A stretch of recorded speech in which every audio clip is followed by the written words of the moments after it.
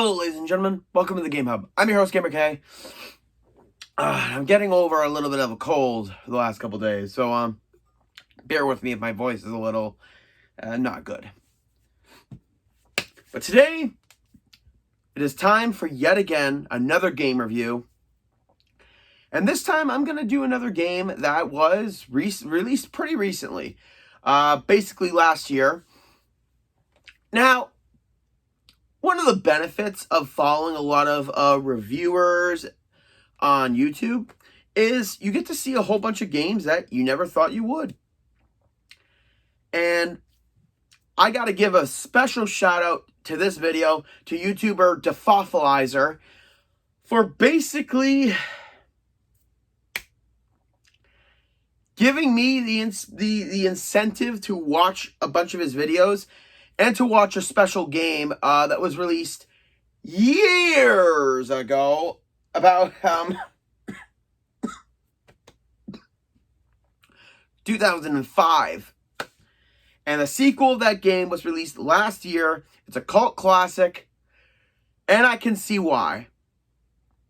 I am talking about Psychonauts 2. And I will admit, yeah, I never heard of the game when I was a kid. I never saw anything from it. Because, yeah, like a cult game, you kind of need to see it in order to know it. So, but I took a look at the whole, over the last couple of years, I've been watching the walkthrough and the cutscenes of the Psychonauts game. And, oh boy, were those graphics bad. Oh boy. But luckily, Psychonauts 2 was released, and I got it during lockdown, digitally. And I will say, it's a game that's also a therapy session. Because the way it tackles serious psychological problems and helps people with it, it's an amazing game in and of itself.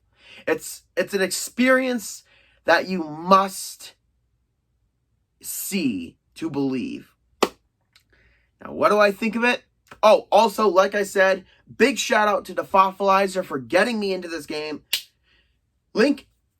Here's the link for his channel. Check him out. He does ranking videos.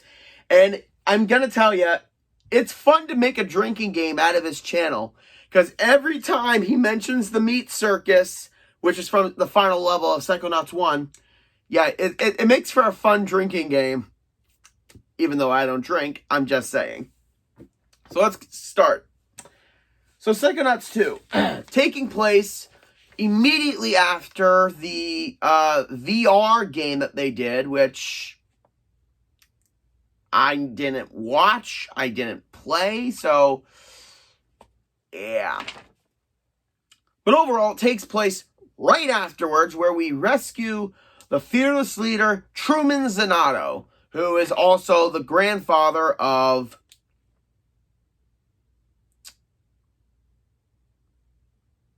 the grandfather of a main character, Rasputin Aquato, a.k.a. Raz, a.k.a. Richard Horvitz, a.k.a. Moxie and Invader Zim and Grey Matter. Yeah, I'm kind of hoping he comes to Fan Expo again. I would love to meet him. And anyway, grandfather of the main character's girlfriend, technically, because of the last game. And yeah, I know they're 12 or something, but still. Let's see. So after discovering... So after the first level of the evil villain, Dr. Loboto... Yeah, this guy definitely looks like he's had a couple of lobotomies. We find out that he was hired to kidnapping Truman Zanotto in the VR game, and we're trying to find out who it is. And I gotta say, I did not see the twist coming in this game. I thought it was going to be something stupid, but it was actually pretty amazing.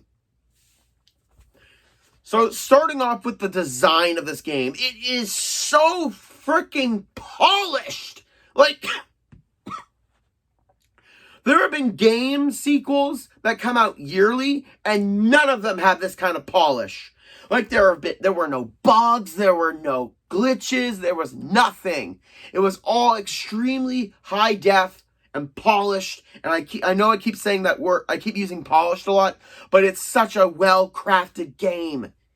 And the bizarre world of Psychonauts is glorious. From the base of the Psychonauts, the mother lobe, which I kind of get the joke. I really love the design of it. It's such an intricate world where you can, unlike the first game, which I watched the gameplay, there's a lot more free roam to venture off and find collectibles. Now, the game, again, does a great tutorial for people who are either fans of the first game, and it's been like basically over a decade of playing Psychonauts. It has a great tutorial, and for people who did not play the main game and aren't that great in the series, it does a fantastic recap within the beginning of the game, and the controls aren't that difficult to do.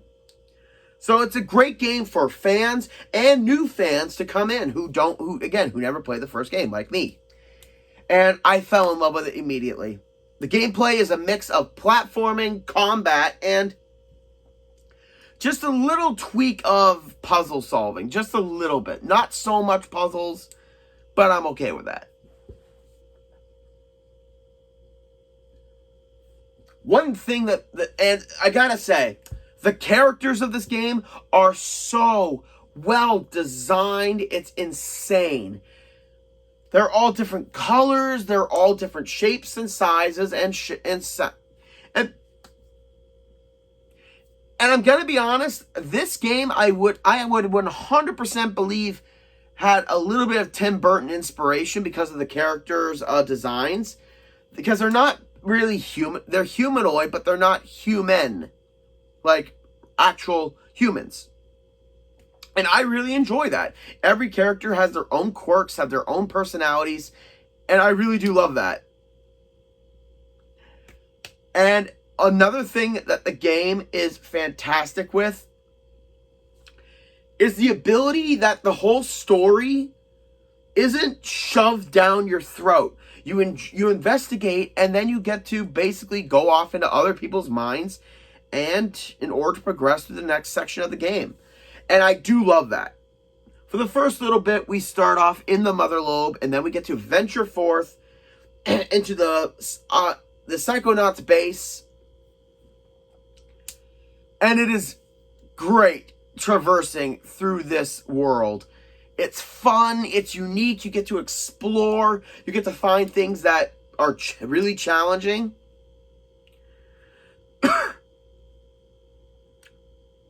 And the worlds of the mind.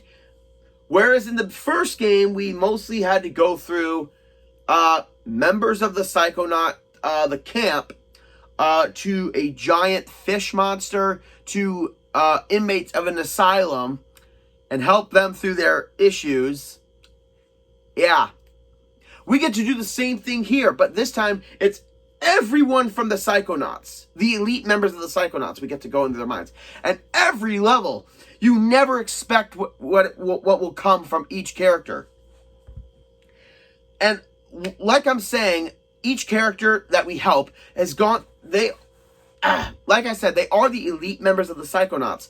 And when I say that, I mean they are the founding members of the Psychonauts. And over the years, they've had to go through different traumas like social anxiety, split personality disorder,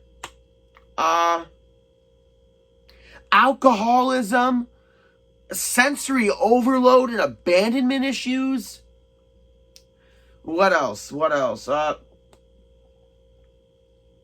Feeling like it goes across the board with what we have to help these people through. And all the worlds kind of symbolize that in a unique way.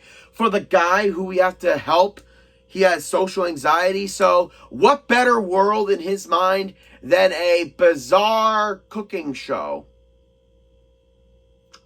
Okay, that actually makes bizarre sense.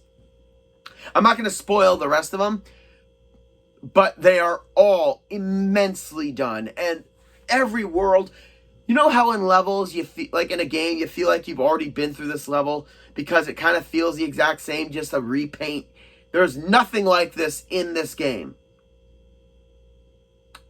Except for the first main level, but because it's the same level, but because of a changing in cognition, we kind of switched it to something else. So that's the only reskin. Only one. Let's see what else. Yeah. Another thing that is also great is that the lore of the Psychonauts is explained very, very well through talking to these characters, asking questions, and it's enjoyable just to find out more about this world, which also comes from one of the collectibles, which is the vaults that are in every single level, which will kind of give you a little background story on the person whose mind you're in, because it's a vaulted memory. So you'll get, I mean, it's kind of a slideshow thing like what they did in the first game, and it's done really well, explaining the characters' issues and their problems from the past. So it's not like you get a lot of exposition right away, but it's done really, really well. And again, other levels, like the Psy-King's Sensorium, is one of the most psychedelic things I've ever seen in a video game. And it's also one of my least favorite games because of the multicolored area. The figments that you have to collect are kind of blend in, so you really got to focus on that. And again, all the worlds are absolutely chaotic and insane, and it definitely brings into the enemies that you'll fight in this game too, because the enemies are basically very, very clever word plays on issues like a regret, bad ideas, what else? Judges, censors. And my favorite monster from this group is the panic attack. This thing looks so freaking amazing. And it's got the Technicolor aura that goes around it the whole time. And it moves with speed, and it disappears quickly. And a sneak attack, because you never know when a panic attack's going to happen. And again, they are my favorite enemy in this game because of the design and how it translates to a fight. Let's see. Yeah, I said that the worlds symbolize different problems psychologically. Let's see. Again, a good majority of the characters, we get a whole bunch of brand new characters. And you never feel like they're thrown in there and then they're gone. Although some of them do disappear until like near the end of the game, and there are a couple side missions to do, but I kind of wish that there were more given. And just like the previous game, you can upgrade your abilities with badges and collectibles. And again, badges that will give you extra abilities, extra restrictions. Well, not restrictions, but more unique abilities for your attacks. Yeah. Let's see. So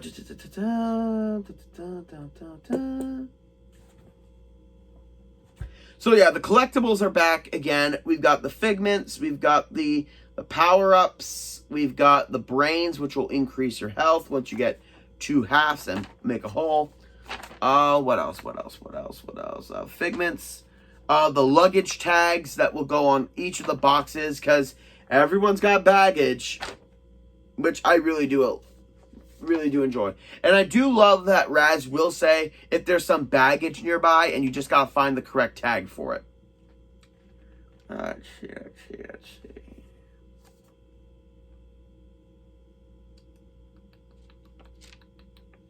Oh, I'm not talking about a lot about the story, because for people who want to play the game and enjoy it, it's great.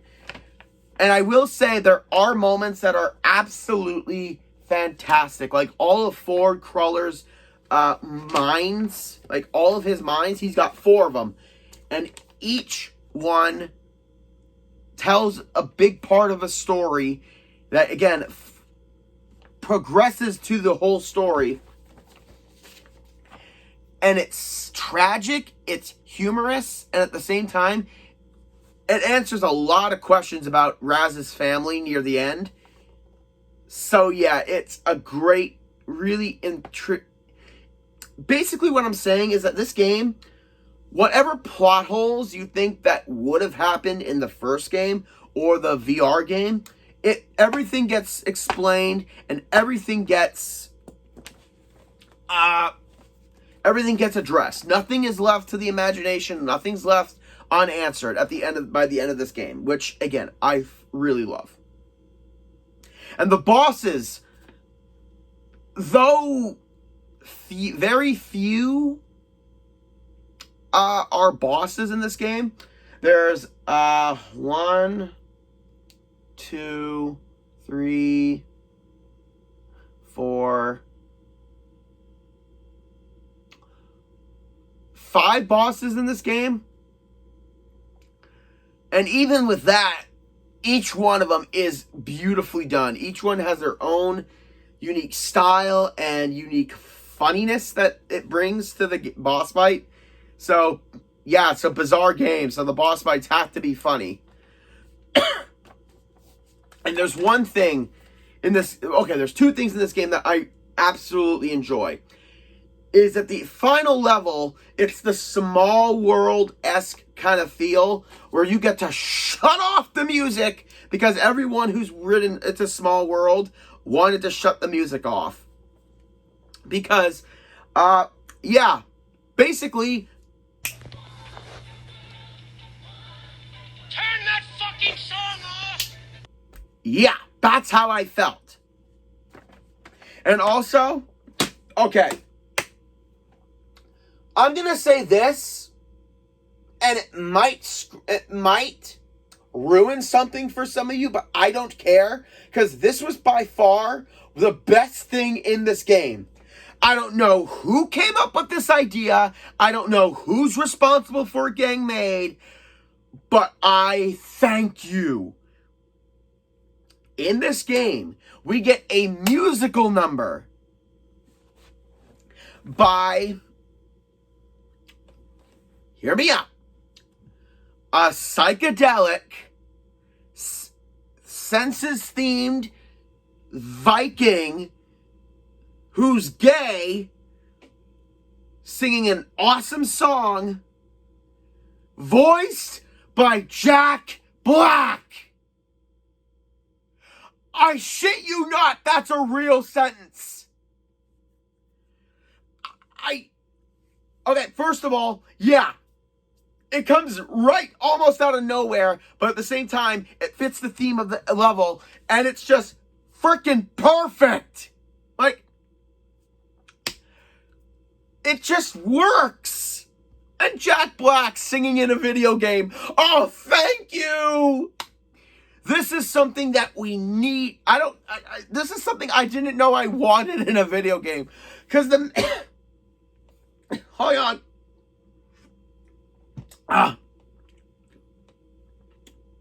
The minute this happened in the game, I was in awe, and I loved it. Hell, once in a while, I just put the damn song on YouTube and just listen to it. It's so gleeful. I love it. Oh my God. So yeah, that happened. Am I forgetting something in this review? Let's see, I talked about the characters, the boss fights, the enemies, the levels, the collectibles, a bit of the story. Oh! Also, we got 3 new abilities in this game. The ability to traverse by connecting mental links, I think they're called, or conscious links, I can't remember. We also get the ability to slow down time in certain areas to do platforms, and it also works well in the in battles with enemies because it will slow them down. And then we get a doodle decoy. Yeah, it kind of brings Doodle Bob to mind a little bit. And I'm gonna say this: the twist, unless you're clairvoyant, which you have to be for Psychonauts, you're never gonna get the twist right off the bat. I mean, I sure didn't. It was such a good twist, though. Where else? Where else? Okay, yeah. In total, there are 14 worlds in this game. And again, they're all fantastic. They're all creative. They're all original. And if I could just say one more thing about, again, the therapy part of this game, is that fighting the boss fights is enjoyable, but going through the world and seeing these characters going through these different issues that they've been dealing with for years, it really helps people get through harsh times. And the game is just so therapeutic. Because I believe Raz, everyone has Raz, a little bit of Raz in him. Like, he's the kid who wants to help people, even though he made a mistake in the beginning. He wants to rectify that, and by progressing through this game, he's helping these people like he technically helped them throughout the end of the first game with the psycho patients, helping this one actress get over her bipolar disorder, I believe it is, by defeating her inner critic, literally. Helping a dude who was obsessed with his high school crush and the guy who stole her from him. Like, just letting go. Like, he's better than that. And then helping a guy with his split personality disorder. It's just enjoyable seeing Raz help people through these situations. And it also ends up helping the player. Like, if you've ever gone through problems, like psychological problems, or just being overwhelmed by stress or whatever, this game definitely takes that and makes you feel like you're helping others, which in turn helps you. Because 2021 was a really harsh year for me for a lot of emotional reasons. And playing this game, it really helped me get through a lot. So I gotta thank Psychonauts for this game. Now, if I could critique anything negatively on this game, they introduced a bunch of side stuff to do, but at the same time, there isn't that much side stuff to do. Like, it's just peppered here and there. And the boss fights, well, awesome and really challenging. I wish that there were a couple more. I really do. So yeah, that being my only critique, an amazing game, amazing cast. It definitely handles the comedy, the tragedy, and the therapeutic sections very, very well. And also the drama that insists within the game too. Gameplay is fantastic. The platforming sessions take a little bit of getting used to, but once you get a handle on it, it'll be excellent. So GamerK's final verdict for Psychonauts 2 is a near perfect 8 out of 10. It would have been a 9 if it weren't for my little bit of critiques about a couple more boss fights. At the end of the game, you can still explore areas and unlock secret stuff that I hope there's a third game, because it kind of leaves a couple things in the air. So yeah, I mean, I know it's a small thing to niche a point off of, but also, I mean, it's still fantastic. I mean, I would highly recommend this game to any of my friends, to any people who are a fan of this type of game. And I really hope everyone enjoyed this. Once again, credit credit for me loving this game goes to Defoffilizer. Go follow his channel. He's got a lot of fun videos, guys. And that's it for this week, ladies and gentlemen. Like, comment, subscribe down below. And join me next week where I do another video of my favorite YouTuber as I try not to laugh at a video where the subject is basically the most questionable character in American Dad. No, not him. You'll see. This is GamerK logging out.